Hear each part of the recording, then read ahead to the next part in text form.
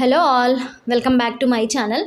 So ఈరోజు వీడియోలో నేను మీతో రొయ్యల కర్రీ ఈజీగా ఎలా చేసుకోవాలి అనేది షేర్ చేస్తున్నాను అనమాట. నేను టమాటా అలాంటివి ఏమీ వేయనండి, ఎలాంటి పేస్ట్లు కూడా వేయను. గ్రేవీ కోసం లైట్గా ఆనియన్ అనేది యాడ్ చేస్తాను. ఆ ఆనియన్తోనే మనకి ఈ గ్రేవీ అనేది వస్తుందన్నమాట. చాలా ఈజీ ప్రాసెస్, ఎక్కువ పెద్దగా హడావిడి కూడా ఉండదన్నమాట ఈ కర్రీ చేయడానికి.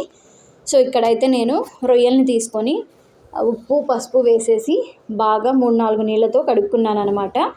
ఆ నీచు వాసన అనేది పోతుందన్నమాట మనకి పసుపు ఉప్పుతో కనుక కడిగినట్లయితే. ఏ నాన్ వెజ్ కర్రీస్కైనా సరే వండే ముందు ఇలా మనము రొయ్యలైనా లేకపోతే మటన్ అయినా చికెన్ అయినా పసుపు ఉప్పుతో కనుక వాష్ చేసుకుంటే కొంచెం నీచు వాసన అనేది తగ్గుతుందన్నమాట. తర్వాత నేను ఇక్కడ ఒక బాండీ పెట్టి దాంట్లో ఈ కడిగి పెట్టుకున్నాను కదా ఈ రొయ్యలన్నిటినీ యాడ్ చేసి ఉప్పు పసుపుని వేసాను అనమాట. వాటిల్లో నుంచి మనకి ఆ వాటర్ అనేది ఫామ్ అవుతుంది. సో లో ఫ్లేమ్లోనే పెట్టి కుక్ చేయండి. సో చూడండి, మధ్య మధ్యలో ఒక్కొక్కసారి కదుపుతూ ఉండండి. మీకు చూసారు కదా వాటర్ అనేది అలా వస్తూ ఉంటుంది అనమాట. తర్వాత మనకి ఒక్క చుక్క వాటర్ కూడా ఉండకూడదు. ఆ స్టేజ్ వరకు అయితే మనం రొయ్యల్ని కుక్ చేసేసుకోవాలి. తర్వాత వీటన్నిటిని నేను ఒక బౌల్లోకి తీసేసుకుంటున్నాను అనమాట. తర్వాత సేమ్ ఏ వాండి అయితే నేను ఇప్పుడు ఈ రొయ్యల్ని కుక్ చేసుకున్నానో దాంట్లోనే కొంచెం ఆయిల్ అనేది యాడ్ చేసేసి, ఆయిల్ హీట్ అయ్యాక పచ్చిమిర్చిని మీ కారంకి తగినంతగా యాడ్ చేసుకోండి. ఎలాగో కారం వేస్తాము, పచ్చిమిర్చితో కూడా నాన్ వెజ్కి ఫ్లేవర్ అనేది వస్తుంది, బాగుంటుందన్నమాట. తర్వాత ఆనియన్స్ని కూడా ఒక 2 ఆనియన్స్ వరకు అయితే వేసుకున్నాను, సన్నగా కట్ చేసేసి. మీరు మీ క్వాంటిటీని బట్టి వేసుకోండి. నేను ఇక్కడ తక్కువ క్వాంటిటీని కర్రీనే చేస్తున్నాను కాబట్టి ఇవి యాడ్ చేశాను అనమాట. తర్వాత ఒక రెమ్మ కరివేపాకుని కూడా యాడ్ చేసేయండి.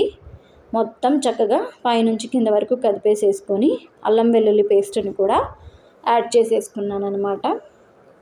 చేసి మొత్తం ఒకసారి కలిపేసేసుకోండి. సో తర్వాత వచ్చేసి పసుపుని యాడ్ చేస్తున్నాను. సో ఉప్పుని కూడా మీరు రుచికి తగినట్టుగా యాడ్ చేసుకోండి. ఫస్ట్ కొంచెం తక్కువ వేసుకొని కావాలంటే లాస్ట్లో అయినా అడ్జస్ట్ చేసుకోండి. ఒకవేళ తక్కువ ఉంది అనుకుంటే ఒకేసారి ఎక్కువ వేసి తర్వాత మళ్ళీ దాన్ని బ్యాలెన్స్ చేయాలంటే కష్టం కదా. సో ఇప్పుడు మనకు అల్లం వెల్లుల్లి పేస్ట్ కూడా పచ్చివాసన పోయేంత వరకు వేయించుకోవాలన్నమాట. సో అలా వేయించుకున్నాక ఇందాక మనం ఆల్రెడీ కుక్ చేసి పెట్టుకున్నాం కదా రొయ్యల్ని, సో ఆ రొయ్యల్ని కూడా యాడ్ చేసేసేయండి.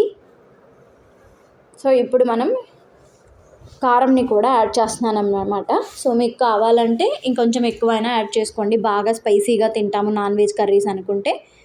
నేను ఇక్కడ మీడియంలో అయితే యాడ్ చేసుకున్నాను అనమాట కారంని.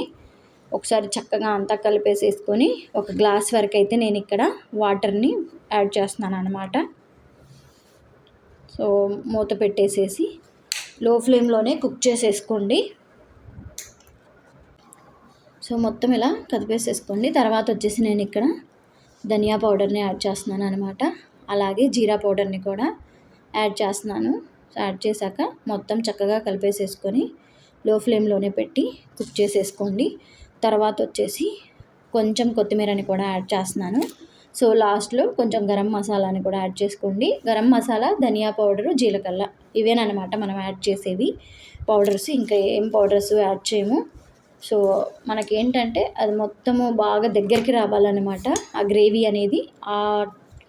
అంటే అలా వచ్చేంత వరకు కుక్ చేసుకోండి. చూసారు కదా మనకి ప్రాన్స్ కర్రీ అనేది రెడీ అయిపోయిందనమాట.